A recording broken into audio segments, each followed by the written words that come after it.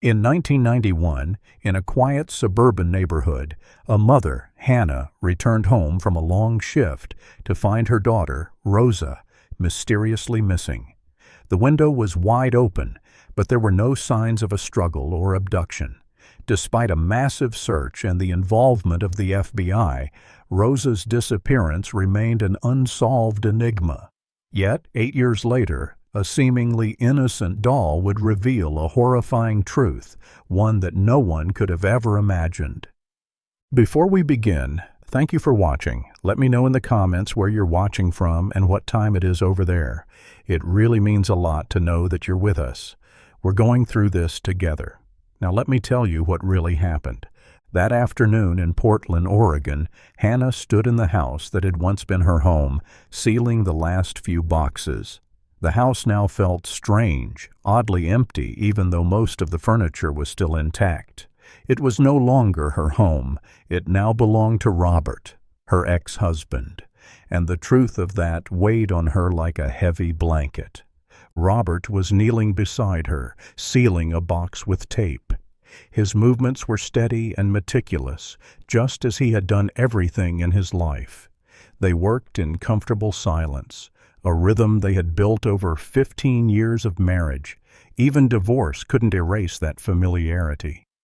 "This one's done," Hannah said, pushing the box towards him.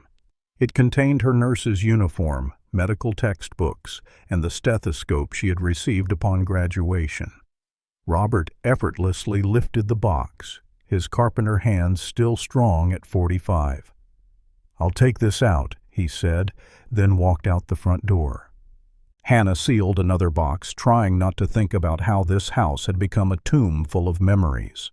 They had tried to preserve their marriage after Rosa went missing, but grief manifested differently for each of them. Robert withdrew into his woodworking and therapy sessions. Hannah buried herself in long hospital shifts, working to exhaustion just to silence the haunting questions in her mind. The argument started over small things. Who would buy food?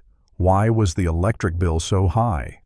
But they both knew what lay beneath it all: blame, guilt, and the crushing weight of not knowing what had happened.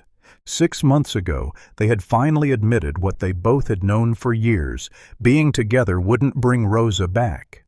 "I want to visit her room," Hannah whispered, "just one last time." Robert's face softened. "Of course, I'll finish up these boxes." He picked up another box, giving her space for her farewell. Hannah climbed the familiar stairs, her hand grazing the oak handrail that Robert had installed when they first moved in. Every creak of the floorboards carried a memory. She stopped in front of Rosa's room, taking a deep breath before turning the doorknob. The room was just as it had been the fateful night of 1991.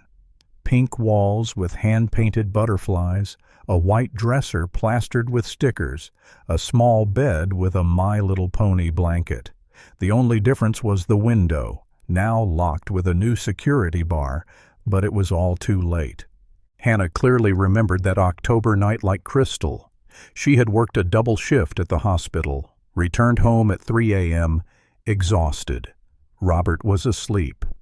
She went to check on Rosa as usual, and found the bed empty. The window wide open, the cool autumn breeze flowing through the curtains. The police had investigated thoroughly at first. Dogs were used, helicopters flew over, hundreds of volunteers scoured the woods behind their neighborhood. But nothing was found. No fingerprints, no footprints, no signs of a struggle, just a 5-year-old girl vanishing into the night. The case quickly went cold, despite the initial media attention. The FBI had gotten involved briefly, but after finding no evidence of interstate human trafficking, they pulled out. Local police kept the case open, but there were no new leads to follow. Hannah walked to the wardrobe where she had placed a framed photo of Rosa. Her daughter smiled in the photo, a toothless grin, bright eyes, wearing the striped shirt and denim overalls she had loved. Hannah kissed her fingers and gently pressed them against the glass. "Goodbye, my sweet girl," she whispered. She wiped away a tear, left the room, and walked downstairs. Robert was waiting for her by the car, the last boxes already packed.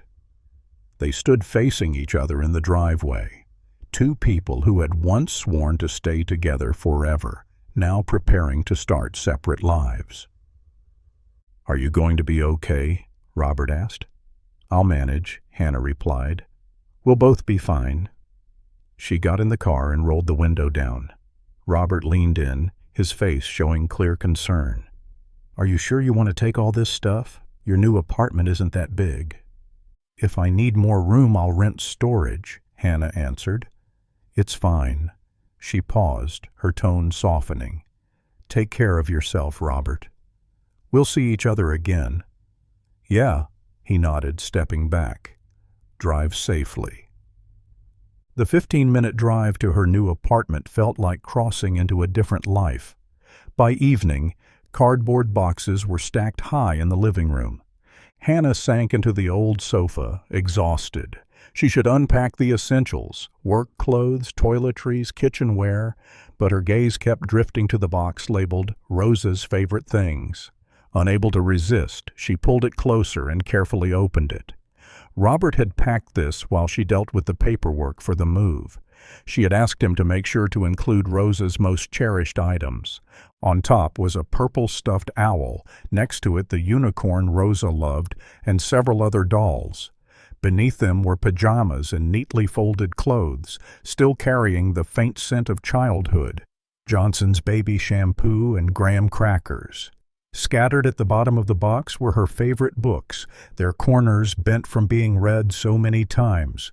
Corduroy, Where the Wild Things Are, The Velveteen Rabbit. Then Hannah saw it. Rosa's favorite doll, the one dressed in a red and white dress, capable of recording sounds. Not the expensive Fisher-Price one Rosa had wanted for her 5th birthday, but a cheaper version from Toys Plus. That year they were saving money to replace the water heater, so this toy was a reasonable compromise at the time. Hannah picked up the doll, surprised by how much heavier it felt than she remembered. The batteries had probably died long ago. She opened the battery compartment and found the old batteries corroded, leaving behind a layer of dried white salt.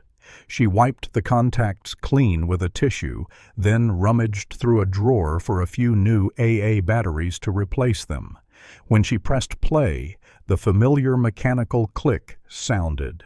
A layer of static played first. Then a child's voice emerged. "Testing, testing. This is Rosa Marie Rodes, and I'm 5 years old."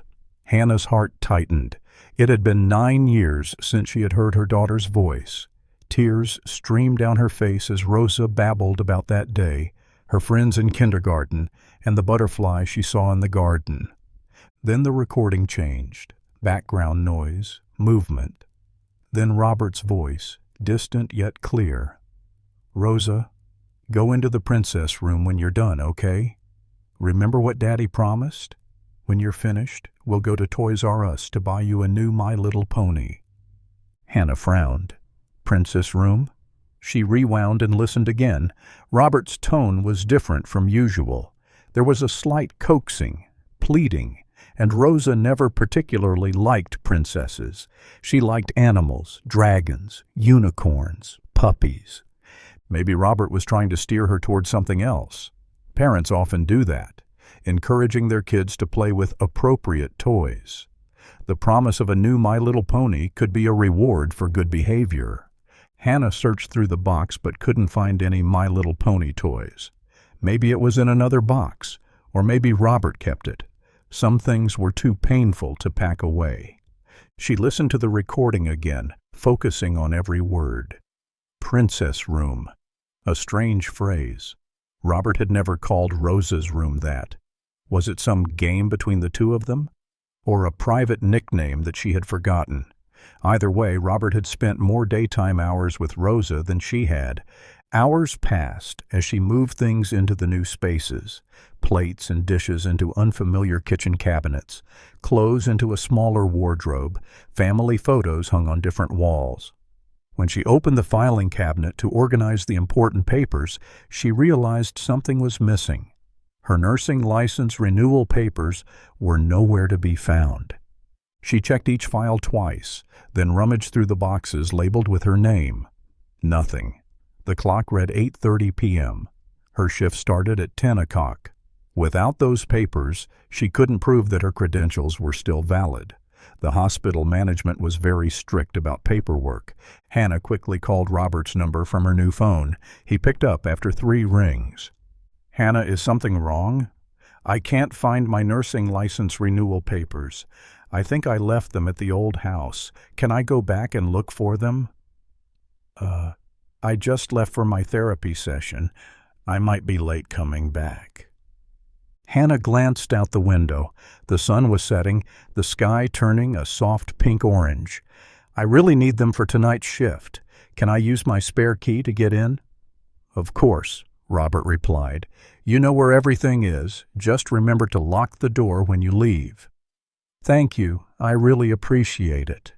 "No problem. Good luck at work tonight." Hannah checked the time. 7:30 p.m. As she continued unpacking, her phone rang again. She almost let it go, but decided to pick up. It was a voicemail left by a woman's voice, warm but tinged with concern. "Hannah, this is Linda. I need to talk to you. I wanted to check in on Robert. Do you know he's missed the last 3 therapy sessions? Everyone in the group is concerned, Hannah. It's very strange that he hasn't shown up for 3 weeks. Please, if you can, call me back." Hannah froze. 3 weeks. But Robert had just told her he was on his way to therapy. He had gone every Tuesday for the last 5 years.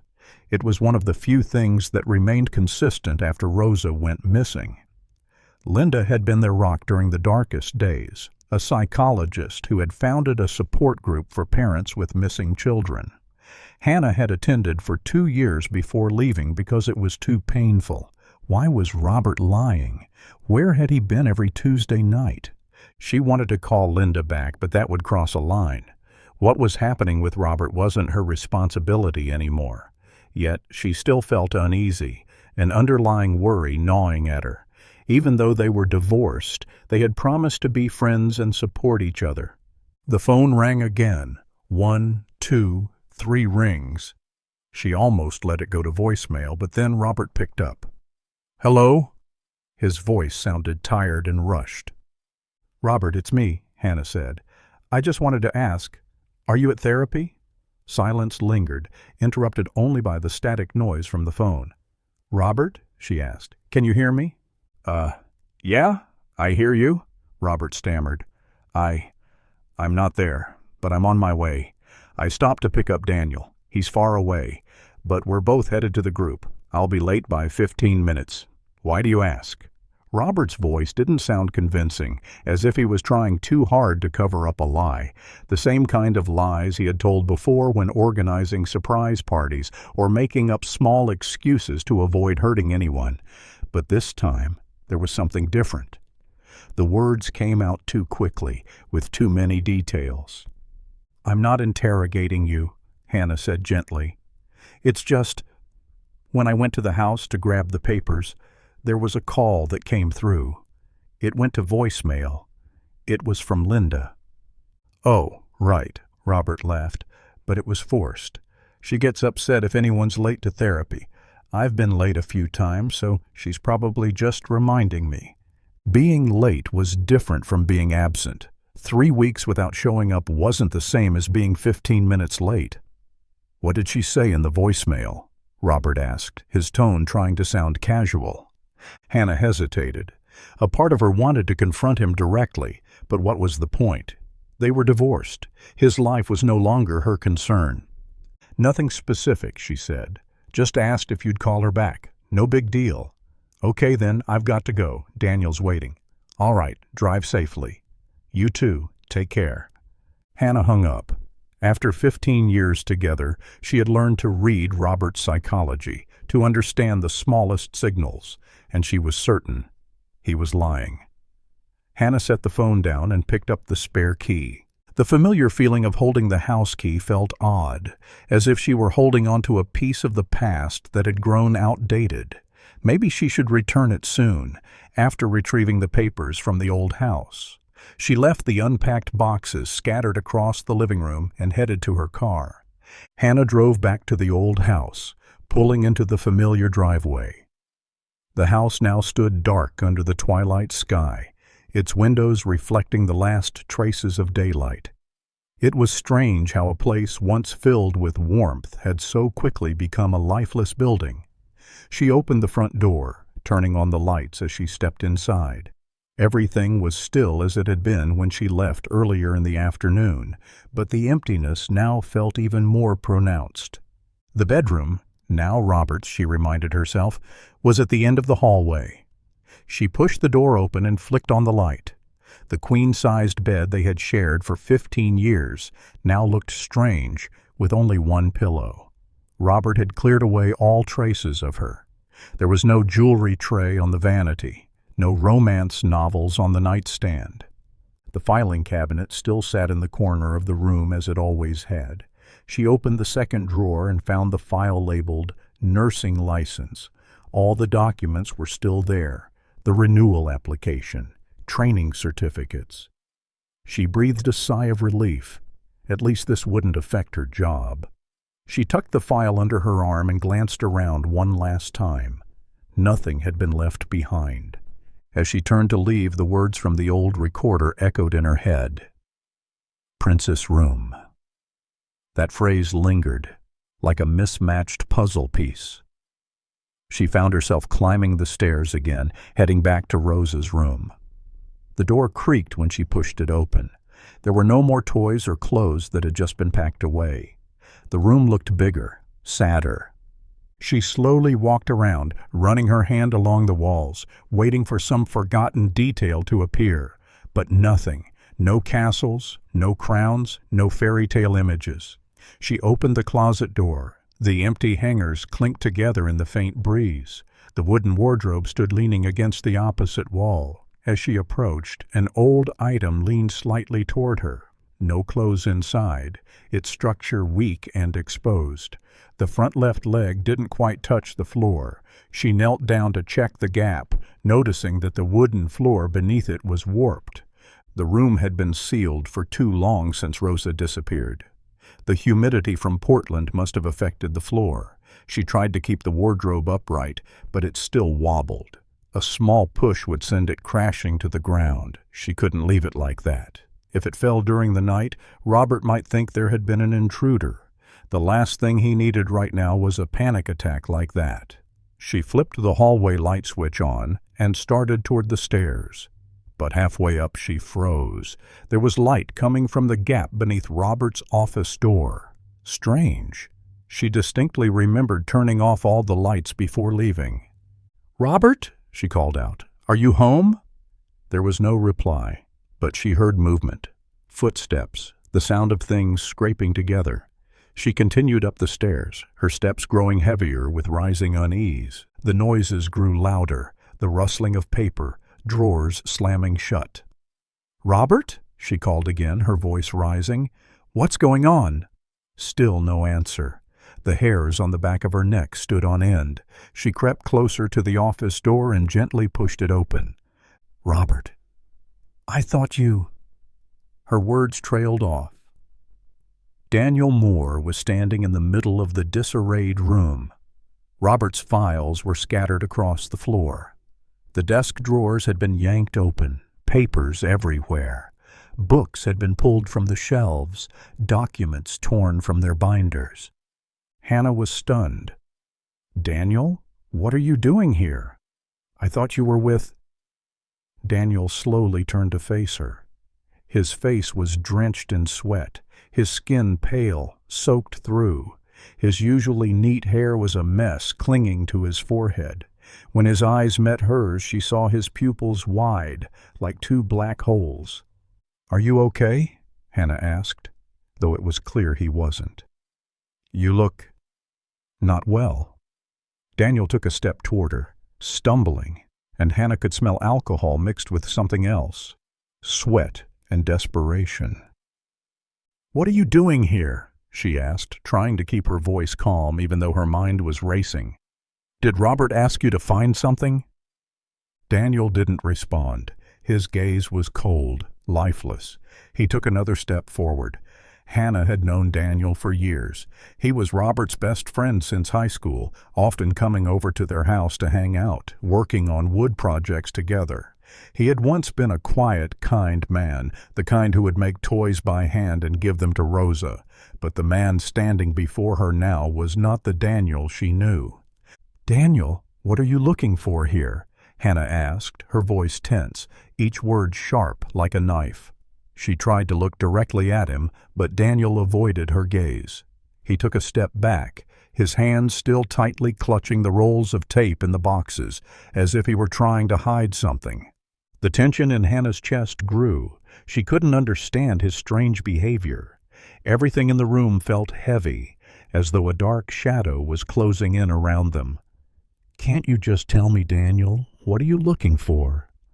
"Nothing, I'm looking for some old stuff," Daniel stammered, his voice shaky, as if he couldn't keep his calm anymore. The words he spoke sounded odd and unreal, like he was lying to himself. "Just admit it. You're not looking for anything strange, are you, Daniel?" Hannah continued to press, her eyes fixed on him. She couldn't ignore the feeling that something was being hidden, that everything happening now had another agenda. "Just random things." "I'm not doing anything," Daniel replied, his voice weak, trying to act natural, but clearly failing. He avoided her gaze, looking down at the floor, then turned away as if he didn't want to face the truth. Hannah couldn't believe what he was saying. She stepped closer to him, her face stern, her voice cold. "Daniel, stop avoiding it. You know exactly what I'm thinking." Daniel shrugged awkwardly, trying to maintain some semblance of calm, but his hands gripped the rolls of tape tighter, clearly afraid of being discovered. His hands trembled, as though he could no longer hold back his impatience. She could feel the tension in the air, as if the silence between them was about to explode. "Daniel, if you don't tell me the truth right now, I will call the police." Her voice was cold, sharp as a blade, without a hint of hesitation. Her eyes glinted with unshakable determination. Hannah had endured enough. She turned away, her hand without hesitation dialing the police number, not giving him a chance to resist. "No," Daniel growled, his face contorting with anger. "You can't do this. You don't understand what I'm dealing with." But as soon as he heard the determination in her voice, Daniel suddenly seemed to snap. He could no longer hold himself back.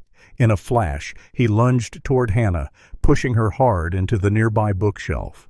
She only had time to feel the cold wood before her back hit it with force, a sharp pain searing through her chest that left her breathless. Before she could react, Daniel's strong hand gripped her throat, cutting off her breath. "You don't understand what I'm doing!" he screamed, his breath ragged. "I don't have any other choice!" Hannah panicked, her hands frantically pounding on his arm, but the paralyzing fear stopped her from breaking free. She felt her chest constrict, her vision blurring from lack of air. Just when she thought there was no hope left, a strange sensation caused her to instinctively reach out and touch something cold on the bookshelf. A small click echoed, and then something strange happened. The whole bookshelf seemed to come to life, shifting with a hidden mechanism, opening like a secret door. They lost their balance, their bodies flung into the dark space behind. They stumbled, falling into a hidden room neither of them had known existed. In the chaos, Hannah's vision swirled, her mind struggling to focus on her surroundings. The room felt like it came from another world, covered in dust, filled with stacked cardboard boxes containing bizarre items, things she had never seen before. An unfamiliar, dangerous feeling enveloped the secret space. The secret room behind Robert's room contained a large cabinet filled with old recording equipment and strange items, such as handheld cameras, VCDs, and other objects related to child abuse. These things made the space feel even more suffocating, creating a sense that time had stopped here. What seemed like harmless objects hid a dark truth that Hannah couldn't ignore. As she stumbled into the room, Daniel immediately recognized the tapes he had been searching for. His eyes sparkled with desire, and for a brief moment he moved closer, admiring them as if they were a long-hidden treasure. Hannah felt a shiver rise within her. These videotapes weren't just regular recordings, but vivid evidence of secrets she hadn't known about, linked to Rosa's disappearance. Hannah began to suspect that this room was deeply connected to Rosa's vanishing. She realized the shocking truth that these tapes could be the missing pieces to a case that had long remained a mystery. She decided not to wait any longer. She had to act immediately. "I need to call the police," she thought. "Everything I've found today must come to light." When Daniel heard the sound of her phone, he hastily grabbed a few tapes and hugged them tightly to his chest. He rushed toward the door, trying to escape the room. Hannah's hand struck his arm forcefully, making several tapes fall to the floor with a loud clattering noise on the wooden surface. Daniel cursed, his eyes full of panic, but quickly grabbed the remaining tapes, clutching them to his chest as if they were precious things he couldn't afford to lose. He shoved Hannah aside, causing her to stumble, then hurriedly pounded up the stairs. He ran, not looking back, not caring about her threats. "I'll call the police," Hannah yelled after him, her voice trembling from the tension but still full of determination. From the window of Rosa's room, she saw Daniel stagger down the hallway, still clutching the spoils he had just stolen. He didn't turn back, ignoring her threats. She leaned against the wall, her heart pounding. Her wrists burned from where he had squeezed them. Her back ached from the collision with the cabinet. But what terrified her the most was the confusion in her mind. What the hell was going on? Why had Daniel broken into her house? Why the tapes?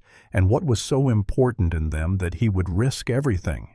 Hannah glanced down at the cracked floor. In the crevice, the boxes still lay untouched, containing hundreds of tapes and discs that hadn't been taken. She crouched down, her hands trembling as she reached into the gap and picked up the nearest VHS tape. The label read, "Princess Room, Episode 47, In." The same phrase had been uttered on Rosa's recorder, "Princess Room." But now, that phrase no longer seemed innocent. It had become haunting, ominous, filled with unease. Hannah stood up, still holding the tape tightly. She knew she had to call the police immediately. Everything was spiraling out of control. She dialed 911, her anxiety mounting. The phone seemed heavier than ever. When the operator answered, she hurriedly blurted out everything in one breath. "I need the police to come to 4728 Elm Street. A man just attacked me. He broke into my house and took some things." She paused for a moment to catch her breath, staring at the pile of boxes on the floor of her missing daughter's room. "His name is Daniel Moore." The operator's voice remained calm as she asked follow-up questions. Hannah answered almost automatically, her eyes fixed on the remaining videotapes on the floor. "The police are on their way," the woman reassured her through the phone. "Please stay on the line until they arrive." Hannah looked at the tapes Daniel had dropped while fleeing. She picked up a few and read the labels. "Princess Room, Episode 23, In." "Princess Room, Episode 89, In." "Princess Room, Episode 256, In." Her stomach tightened. How many tapes like this were there? She bent down and looked into the gap in the floor, where she saw layer upon layer of boxes, each containing dozens of VHS tapes and discs.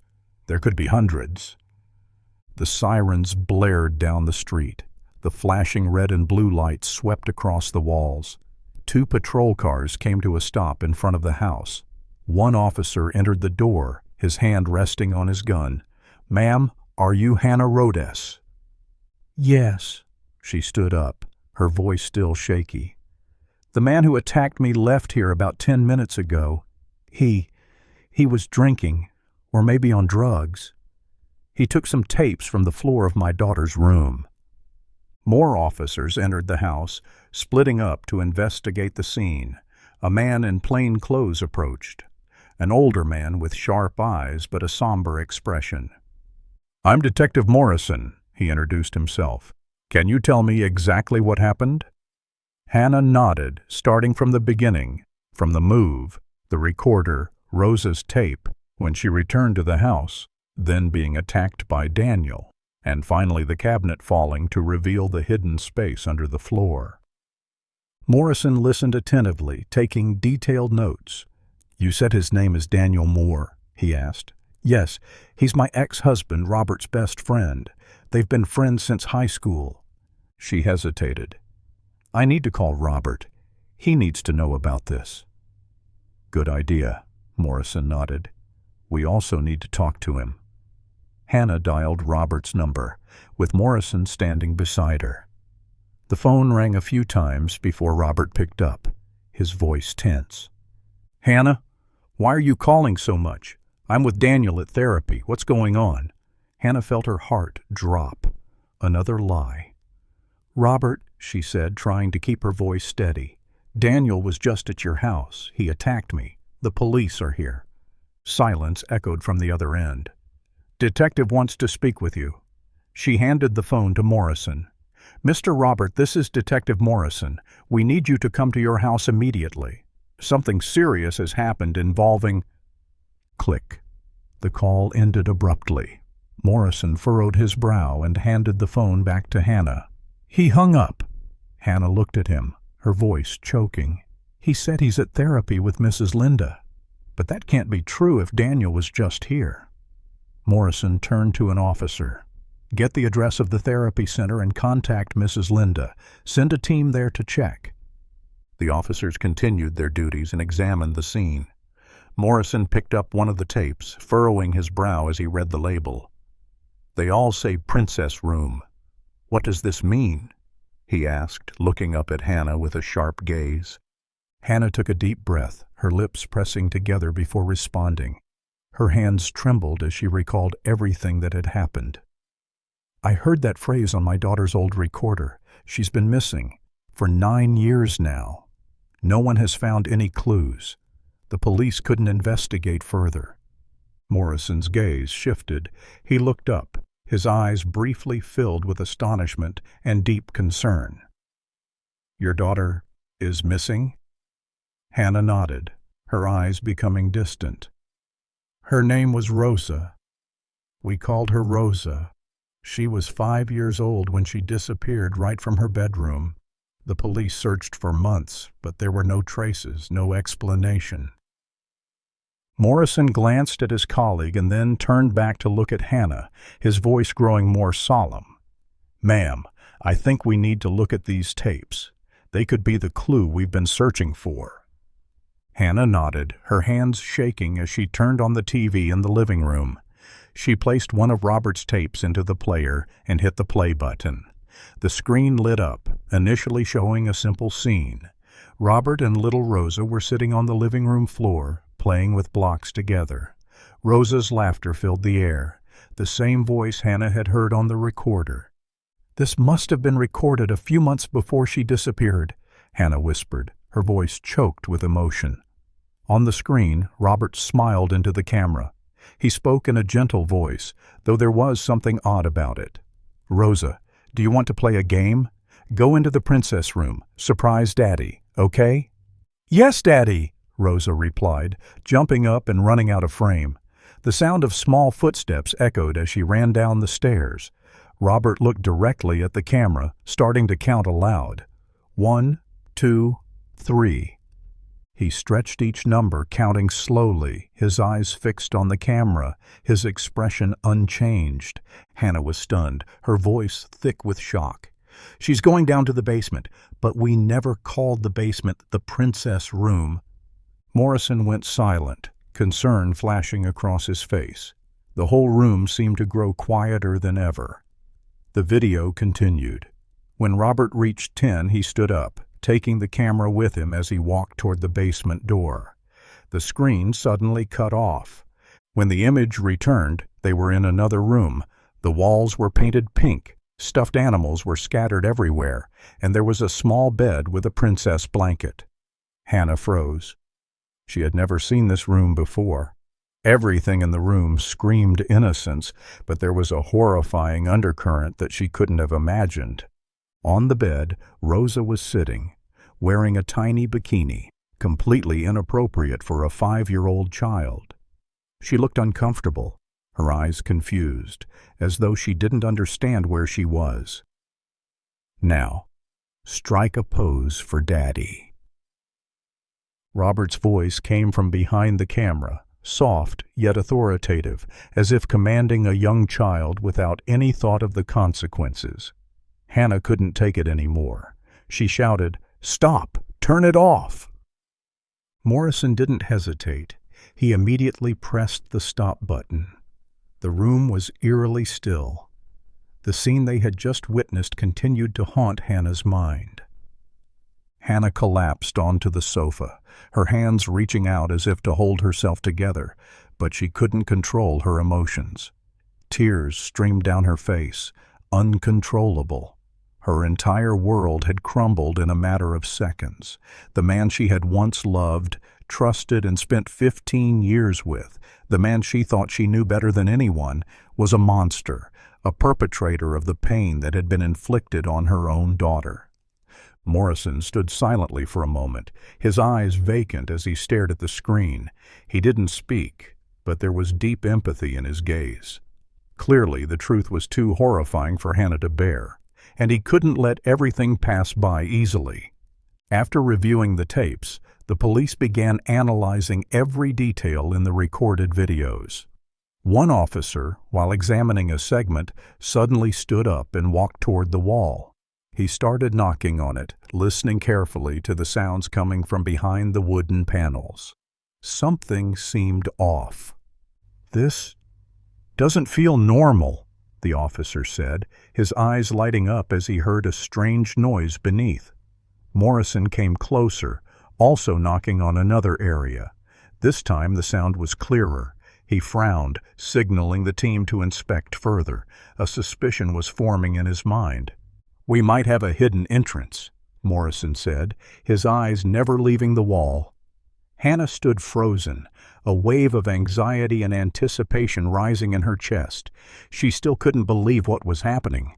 The police began checking the wall, prying up the wooden panels, and finally, an old door, hidden beneath layers of paint and dust, appeared. No one had noticed it before. When the door opened, the police saw a narrow, pitch-black hallway, a space completely different from the rest of the house, a space that had been hidden for years. Leading the way, Morrison carefully stepped inside. The hallway was narrow and dim, with faint pink decorative string lights that hadn't been plugged in. The air was thick with a moldy metallic smell. The group ventured deeper. Beneath the floorboards, a pink door appeared covered with princess stickers, looking like a child's room. But everything felt strange, as if something was terribly wrong. Morrison tried the handle. The door was locked. He banged on it, calling loudly, "Police! Open the door!" No response. Morrison pressed his ear against the door, listening. The soundproofing made it impossible to hear anything inside. He was about to knock again when suddenly he heard a small click from the lock. Click. As the lock turned, the door slowly opened, and a clear voice rang out from inside, making everyone stop and listen intently. "Daddy, you're home early." Morrison, the officers, and Hannah froze, eyes locked on the door. As it opened wider, a girl around 13 appeared, wearing a light pink nightgown, her long hair messy, looking bewildered when she saw them. She smiled faintly, but immediately, upon noticing the police, her smile vanished, and her eyes filled with panic. She backed away, covering her face with her hands, terror flooding her gaze. Hannah stood still, unable to believe her eyes. The daughter she thought she had lost was now standing right in front of her. An overwhelming surge of emotion rose inside. She rushed forward, unable to hold back, but as she got closer, Rosa suddenly shoved her away. The girl backed up quickly, confused and terrified, as if she didn't recognize her own mother. "No, no way! Daddy said everyone was dead!" Rosa screamed, her voice choked, clutching her head, as though trapped in a nightmare from which she could never wake. Hannah's heart shattered at those words. Her daughter, the one she had thought lost forever, was now living in utter panic. Robert's words had torn apart every hope inside Rosa, leaving her unable to see that her mother was still alive. She no longer saw any protection from the world outside this room. Hannah stood frozen, eyes filled with pain. She wanted to hold her child, but her legs felt like lead. Every time she stepped closer, Rosa pushed her away, retreating further into the shadows of the room, tearing Hannah's heart apart with each step. Morrison carefully, gently stepped forward. "Rosa, we're the police. We're here to help you. Everything is going to be okay." But Rosa wouldn't listen, her voice still frantic, a warning echoing through the room. "Everyone is dead. Don't come near me." Hannah just stood there, hands trembling. She could do nothing but watch her daughter, the child she thought gone forever, now drowning in terror. Every word she spoke, every step she took, seemed to push Rosa deeper into the darkness of a past in which she had been trapped. Desperation consumed her. She couldn't help her daughter, couldn't protect her. Rosa didn't recognize her, couldn't feel the love and comfort she tried to give. The girl had lived too long in fear, and now that fear had swallowed her whole. Hannah stood there, unable to move, only able to look at Rosa, who was curled up in the corner of the room, hands covering her face, her eyes filled with panic. The police had stepped back a little, giving Hannah space to approach her daughter. A cold breeze swept out from the dark room, gently tossing her hair, but Hannah's heart blazed hot in her chest, overflowing with love. She took a deep breath and stepped toward Rosa. A suffocating feeling enveloped her as she got closer. Suddenly, a thought flashed through her mind, something she used to do when Rosa was a child, a small but loving gesture. Without thinking, Hannah began to sing, her voice gentle, full of emotion. Hannah sang softly, Hannah and Rosa, together every day, singing, laughing, having fun along the way. Mother Hannah loves Rosa more than the world. Hannah and Rosa, mother and daughter never apart. Hannah's voice rose softly, like a tender promise, a bridge between the present and the past. Rosa looked up, her eyes red and swollen, the confusion in her seeming to melt away, replaced by surprise. Rosa looked at her mother, and then tears she could no longer hold back began falling, one by one. She backed away, clutching her head, as if trying to push away the pain carved into her for the past 9 years. Her mother kept singing, the song like a puzzle piece Rosa had never been able to fit back into place for so long. A peaceful feeling came from nowhere, like a gentle breeze carrying a faint light into the dark night. Rosa whispered through sobs, "Mom, is it really you?" Hannah didn't answer immediately. She just stepped closer, reaching her hand out to her daughter, her eyes full of patience and love. "My sweet girl, I've always been here." Hannah's voice was soft, falling into Rosa's ears like a refreshing rain. "I love you, my darling. I never left you." In that moment, nothing could stop their reunion. Rosa slowly stood up, her hands still trembling, but she no longer seemed able to resist the surge of emotion in her heart. She walked toward her mother, each step slow but steady, until she couldn't stop herself anymore. When Rosa ran into her mother's arms, the embrace, so long awaited it felt impossible, finally came true. Rosa sobbed, "Mom, I was so scared, Mommy." Hannah held her daughter tightly, saying nothing, only crying. Her tears fell like a heavy rain after a long drought. This time there was no doubt, no more fear. Her Rosa was home. Mother and daughter held each other, tears mingling, feeling the life in each breath. Rosa was still alive, even though she had suffered so much pain and terror over the years. Now, in her mother's arms, Rosa felt a sense of safety, even though the world outside was still full of challenges. Hannah soothed her daughter, the words repeating in her heart, "I love you, I love you."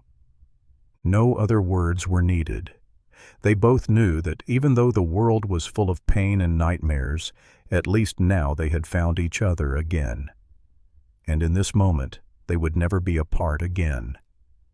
Morrison and the officers entered the small room behind the concealed wall. The space was cramped, about 3 square meters, with pink-painted walls covered in princess stickers. A single mattress with Disney-themed bedding lay directly on the floor. Surrounding it were toys, some for teenagers, but many clearly meant for a young child. In the corner of the room was a small TV, accompanied by a VHS player and a disc player. A camera tripod stood nearby, though the camera mount had been removed. A professional lighting setup remained intact. Beside it were coloring books, crayons, and a recessed wall slot, perhaps used for delivering food. When one officer opened the closet door, the entire group froze. Inside were unmistakable items: sex toys, child-sized lingerie, filming equipment, and various other objects whose purposes could only provoke horror. Morrison pulled out his radio and spoke in a low voice. "Call in medical support immediately, and confirm that all units are actively pursuing Charles Rhodes and Matthew Tenko. Charles is the primary suspect in a child abduction and abuse case." A few minutes later, an ambulance arrived. Medical staff approached gently, explaining that they needed to conduct a health check on Rosa. The girl clung tightly to her mother, but eventually allowed a preliminary examination. Outside, in the ambulance, Rosa sat between Hannah and a female nurse. Her face was vacant, as if her spirit had been drained from reality. "I thought everyone was dead," Rosa repeated, her voice trembling. "Dad said there was a war, a nuclear bomb, that only he and I survived." Hannah gripped her daughter's hand tightly, her heart heavy. Rosa looked up, her eyes carrying the fatigue of someone who had lived in another world. "Dad said I had to have a baby to save humanity, but I'm not pregnant.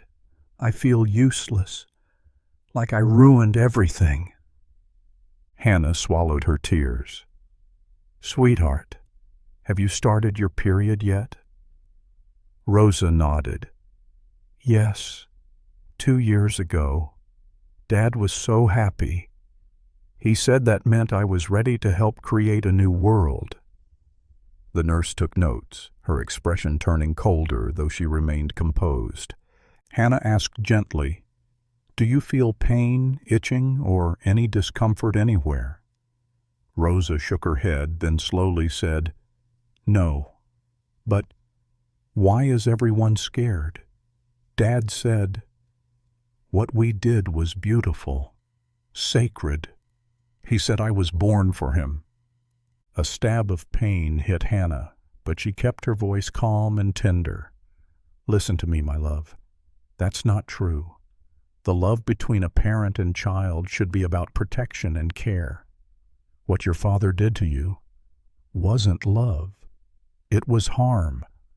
No one, especially not a parent, is ever allowed to do that to their child." Rosa fell silent, her lips trembling.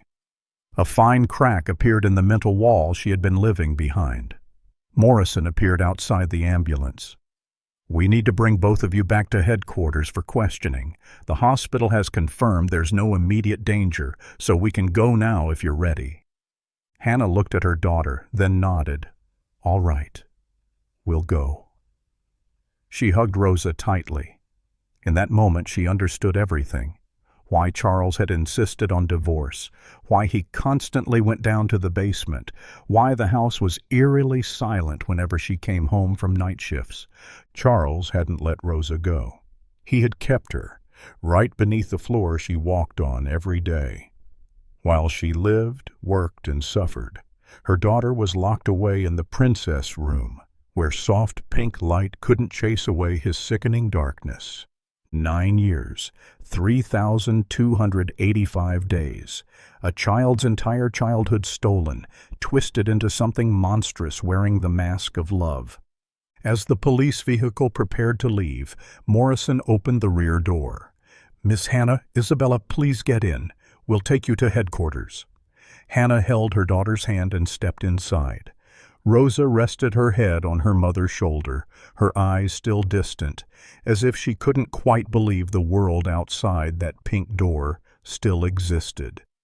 After Robert and Daniel were arrested, the police wasted no time in initiating the interrogation. In a closed room, under the pressure of relentless questions and irrefutable evidence, Robert eventually bowed his head and confessed everything. There was no more resistance or justification. His confession poured out like waves crashing against the shore. Every word felt like a knife cutting into the minds of the investigator seated across from him. Robert slumped in his chair, his eyes empty, his face expressionless. He stared down at the table, fists clenched. After a long silence, he took a deep breath and spoke in a flat voice. "Yes, I kept Rosa in that room," he said, his eyes gazing into the void as if he were living in another world. "She wasn't the only victim. I made videos, lured her into the princess room, but in truth, I just wanted to keep her close so I wouldn't lose her like I lost everything else." A heavy silence fell over the room. The air turned suffocating, and everyone present felt the revulsion seeping from his words. They were the confessions of a criminal, devoid of any remorse or regret. Robert lowered his head like a defeated man. He continued, voice now cold and emotionless, as though what he was saying wasn't a crime, but part of some grand design. "I did it to save the world. She was part of the greater plan. No one could understand that. I just wanted to help her, to create a new world." He admitted it so nonchalantly, seemingly unaware that he had stolen a child's youth and life. His justifications, filled with ignorance and delusion, made the listeners shudder. The officers sat in stunned silence, no one daring to speak amidst the horror of his words. "I kept Hannah's professional certificates," Robert went on, his tone as casual as if telling a mundane story. "I did it to control her life, even after we divorced. I didn't want her to be able to leave me freely." At those words, a chill ran down the spines of the investigators. He had used everything at his disposal to exert control over those around him, even after losing his family. The certificates he had taken to trap Hannah were merely one piece of a broader, more sinister system of abuse. It was brutal control, manipulation beyond imagination. At the same time, Daniel, Robert's longtime friend, was also being interrogated. From a composed, calm man, Daniel was now trembling, unable to withstand the harsh questioning from police. I became obsessed with Rosa," Daniel admitted, his voice fractured into shards. He no longer maintained his usual composure. Fear now overtook his expression. "I couldn't stop. Those videos, I wanted them. I wanted to possess them to satisfy my sick desire, but I never expected Hannah to be home that night. That changed everything." Daniel's confession triggered a wave of fury in the room.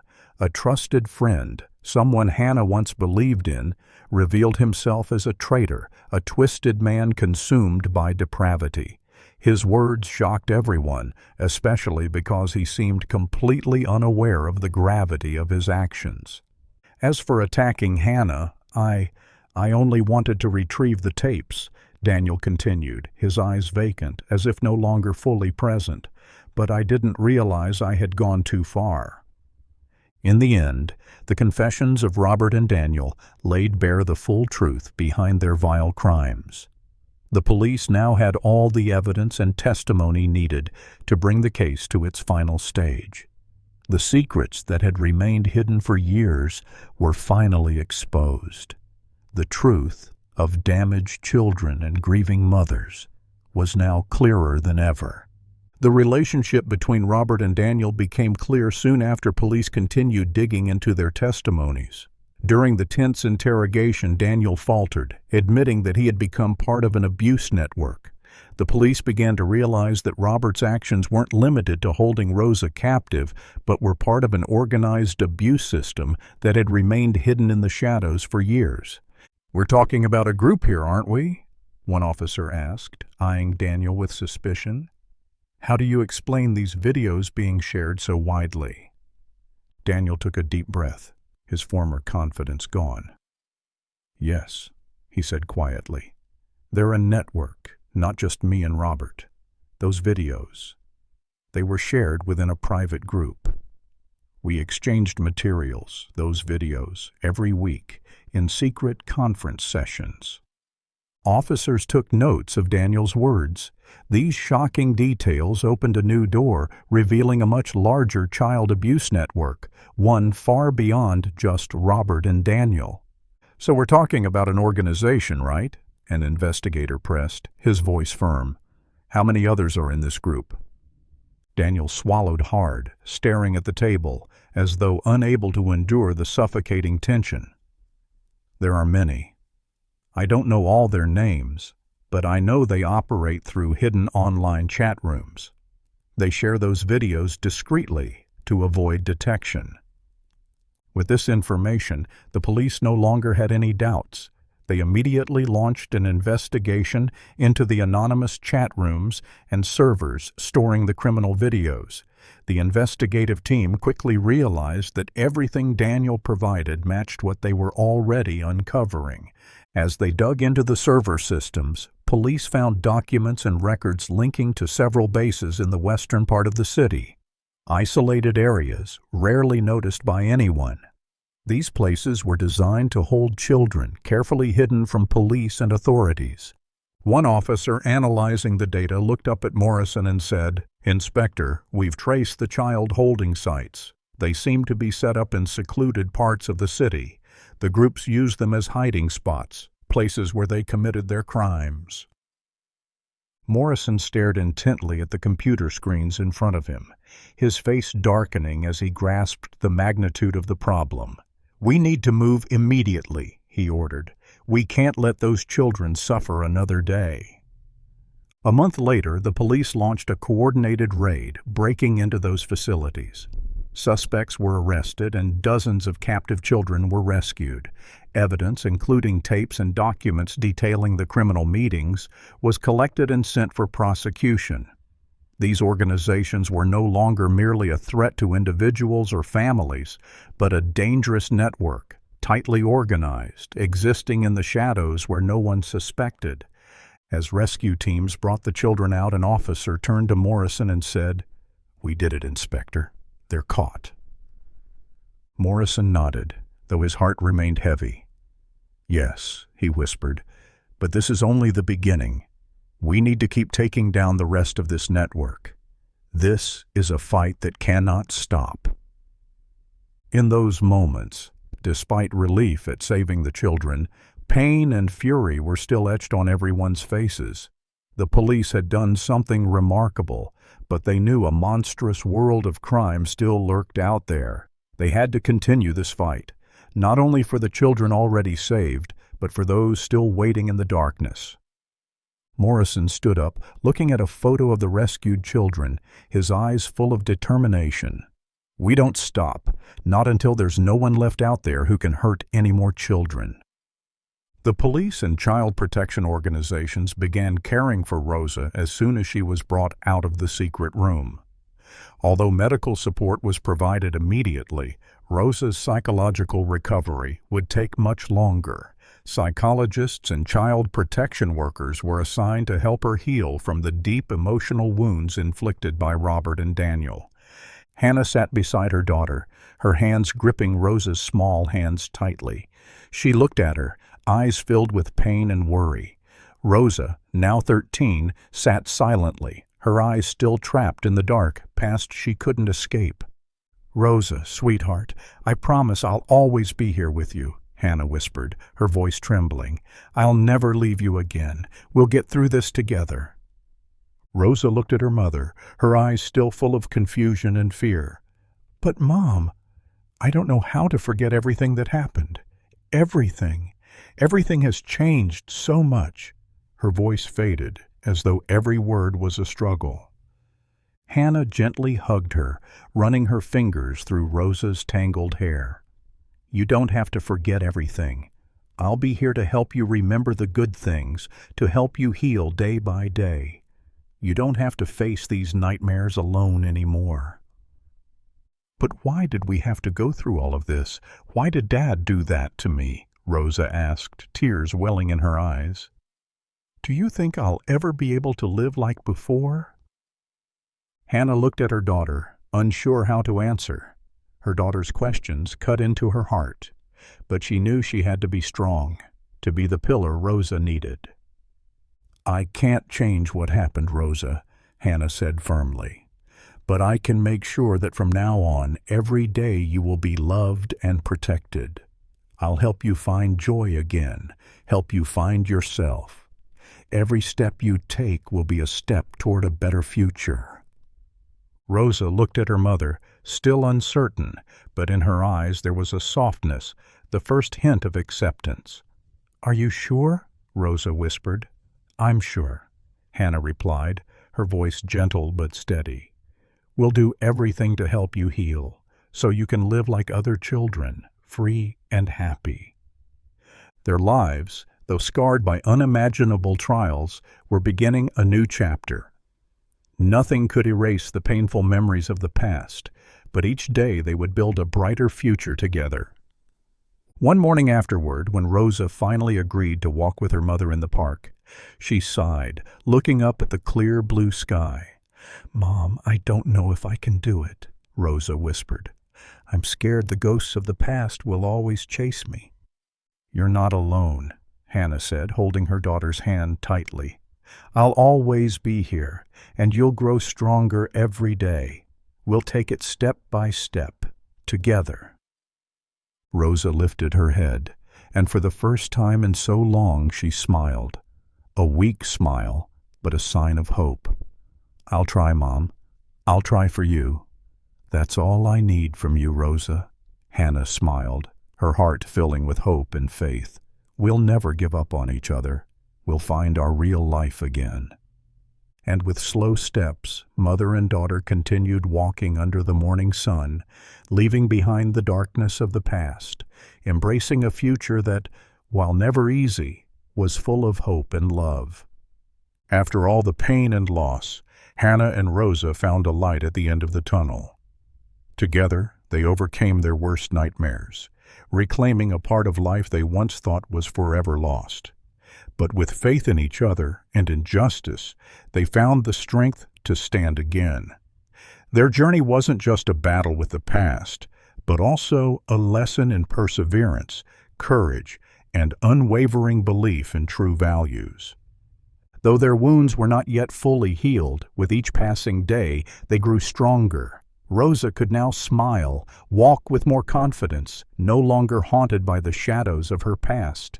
She learned that no matter how cruel life might be, courage and sincerity are things that can conquer everything. They knew that in the end, good would always triumph. Goodness might be tested, might be suppressed in the darkest moments, but it will always find a way to rise again, to fight, to bring us back onto the right path. And no matter what, goodness will never abandon us, as long as we keep our faith and our courage. With belief in justice, honesty, and bravery, Hannah and Rosa reclaimed a part of life they once thought they had lost forever. And though the road ahead remained long, they knew that as long as they had each other, had love and hope, they would never be defeated. Their story is proof to us all that even in the worst circumstances, if we hold on to our faith and never give up, goodness will come.